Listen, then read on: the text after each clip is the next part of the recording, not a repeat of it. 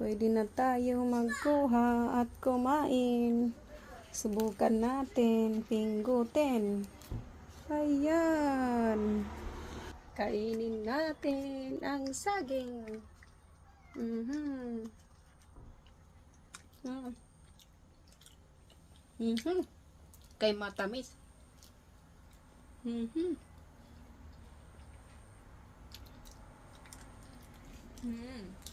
Para tayong unggoy nito. Sa ano tayo kakain? Sa puno. Sa puno ba yan? Binitin ko kasi, yan yung naano. Yan yung naano sa ano. Yung natumba noong bagyong Alfred. Kaya binitin ko lang siya. Ayan, nahinog na. After 2 weeks, nahinog na yung saging ko. Kaya pwede na nating tirahin. Tirahin na natin to.